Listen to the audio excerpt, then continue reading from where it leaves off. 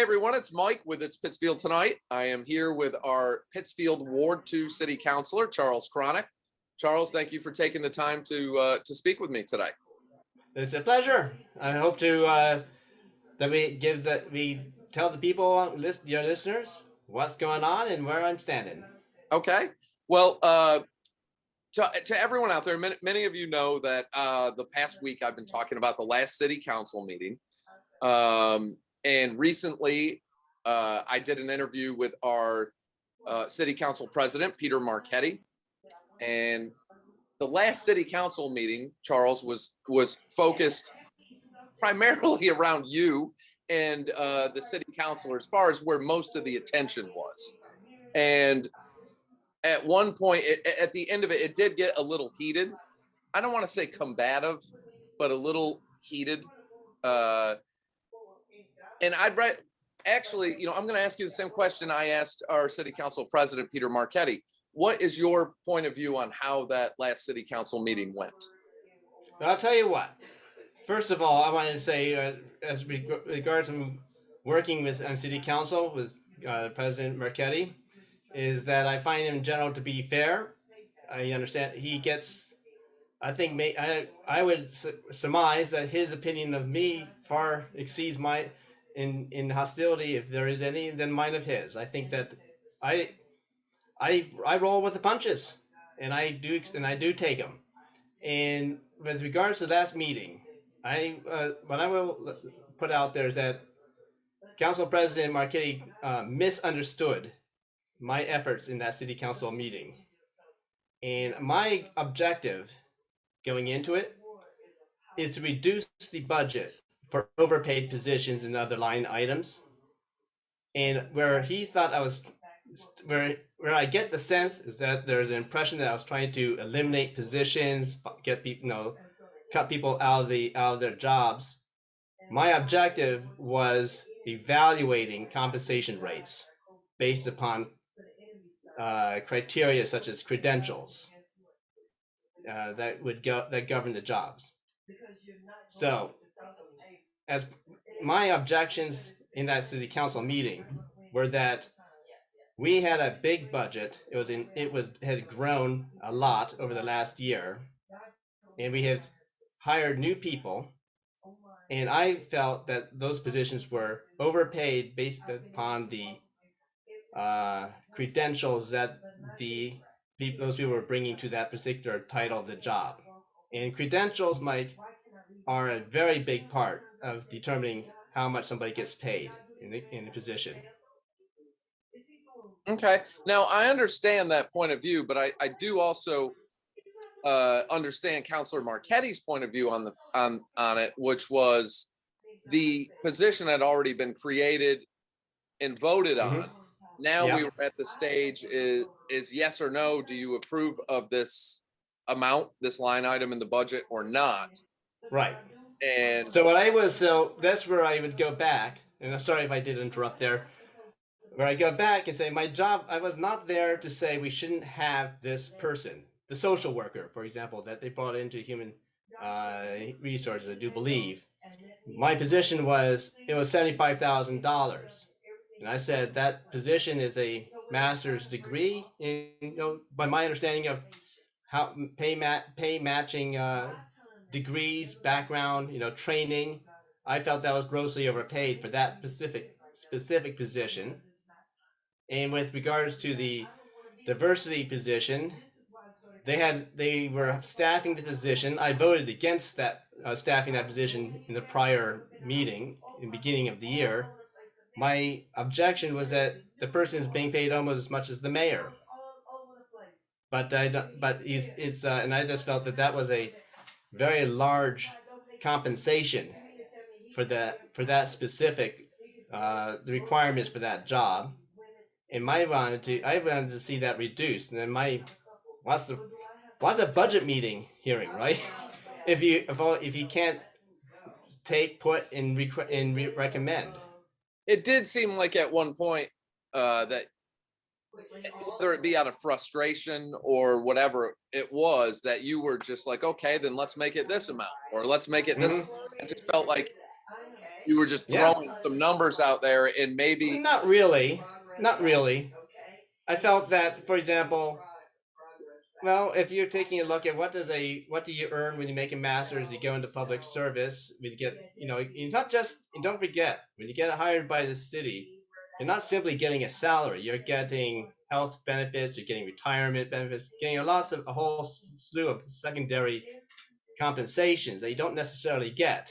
Now, the only thing with And that particular position that caught my attention from the beginning, and I was curious that no one mentioned it, including yourself, is if I'm correct, and I believe I am here, the person that holds that position is a politician. They are a North Adams City Councilor. you're talking about the diversity. Yes. Well, yeah, I don't think that was relevant for me to talk about that, because that brings up a lot of other questions, like how about our school teachers? Do they all live in Pittsfield? No, I You didn't could, mean as far as where they lived. I just felt like that is a, I mean, as you know, you are a politician. yeah, You're a public figure. You're a politician, and being absolutely. a politician, you have But to. I didn't. You have That to to me was yourself. really going So off into would be. I didn't feel that I was. I felt I'm like trying to. I'm my working from a narrow framework. Let me put it that way. right. My view though on that position, the only I'll say red flag that I had on the beginning, Mm-hmm. and it's not that I'm not against that person. It's just it Mm-hmm. was to me a little concerning that the first person to hold the position was a politician, a Yeah. city councilor. And I thought how I mean, because politicians to me are they can't be neutral. It's No. Well, anyway, just to go, just to reiterate, and I wanted to do it. I mean, I really feel like when I ran for this seat, the thing that I heard from almost everybody is, where are my taxes going? I pay all these in taxes and I don't see it coming back to me. And it's not, and this is, that can sound very nasty. No one's doing what they're doing my taxes. Who's not doing their work. But the point is that people are very conscious of their tax dollars. Okay, and I promised, I made a serious promise that I will be looking at everything very carefully, and I will expect everything to be fully justified in the spending.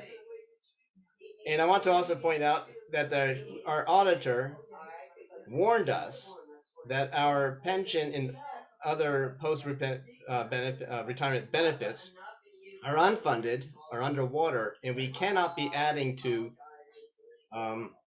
payroll until we resolve that. He didn't say you can't. He said be careful.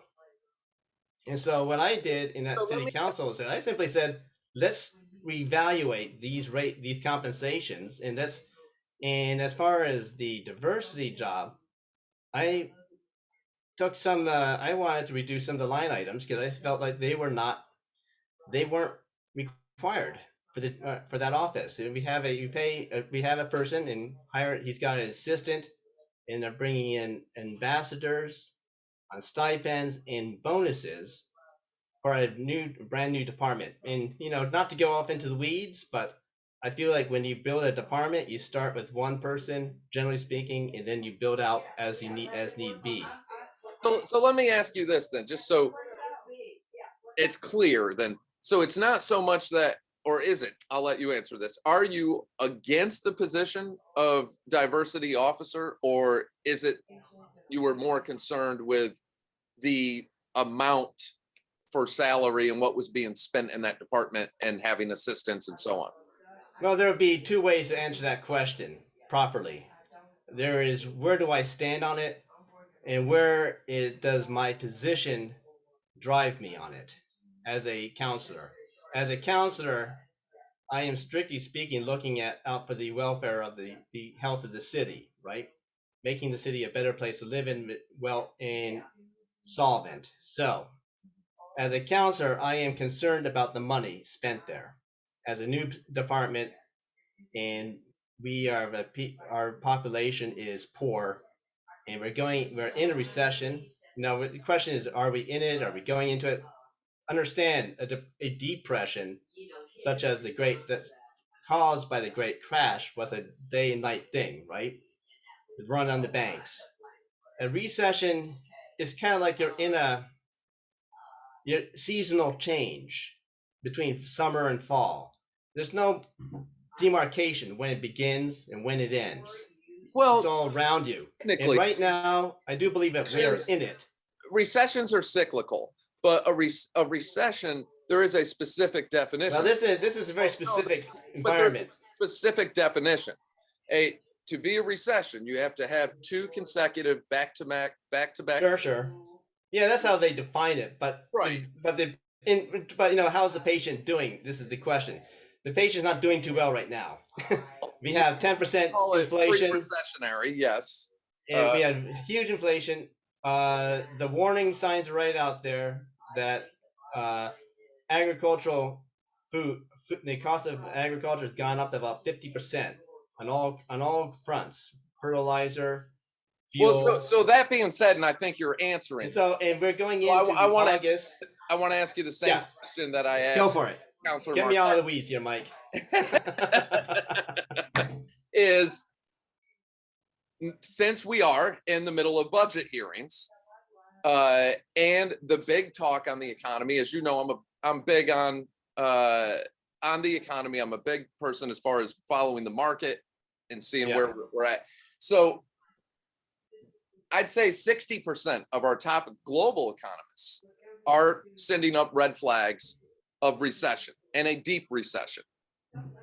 And the feds are discussing, we're in the middle of rate hikes as it is. And now they're discussing, rather than doing 3 or 4 quarter basis point hikes, to do a 75 or 100 basis point hike, which will have a massive impact on borrowing. Yep.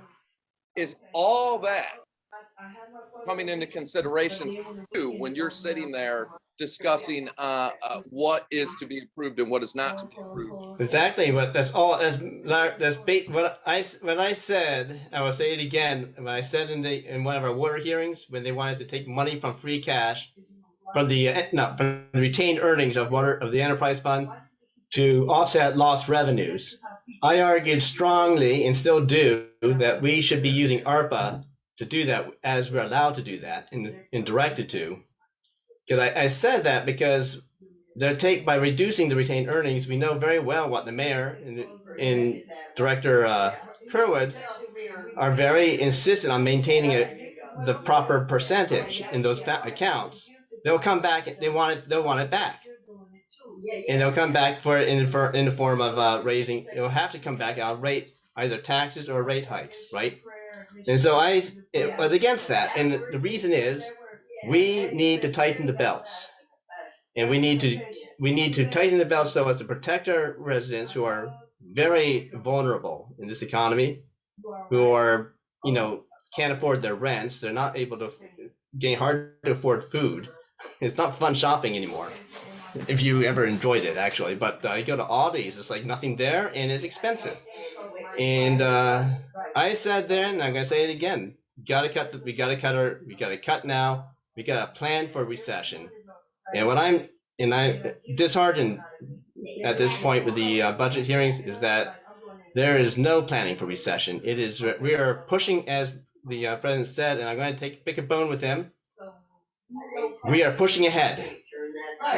And that's a metaphor for spending as much as we want at the current rate that we've been doing in the past. And we need to. I think that the city of Pittsfield always, and I've said this for a while, whatever their maximum allowed for borrowing power, that's what they go with. It's maxing out the credit card every time. And whether you agree with this administration's approach to running the city and where we've been, or you don't, regardless of where you stand in it, the facts are that under Linda Tyer's administration, we've had the largest increase percentage-wise and dollar-wise in the city's history as far as spending. Well, I would just say there, Mike, is that what we did in the past is not too relevant to me. We see the storm is here, we need to batten the hatches, so to speak. We cannot be adding to payroll. We need to be putting a close eye on line items and cutting back. And I just see it as bad management is what you're looking at in this point. Going into this economic environment with the attitude that we can just go ahead, keep on going as we want, keep raising rates, keep hiring new people, building new departments. I'm not going to go with it. Now, really, I mean, I appreciate you taking the time to do this. I know you're a busy guy. You got a lot going on. yeah, full-time job on top of all this, but so I'll stay in touch with you, and I hope to have you back on for more. All right, very good, Mike. All right. Well, listen, have a great day now. All right, you too. Take care of those animals. All right, thank you.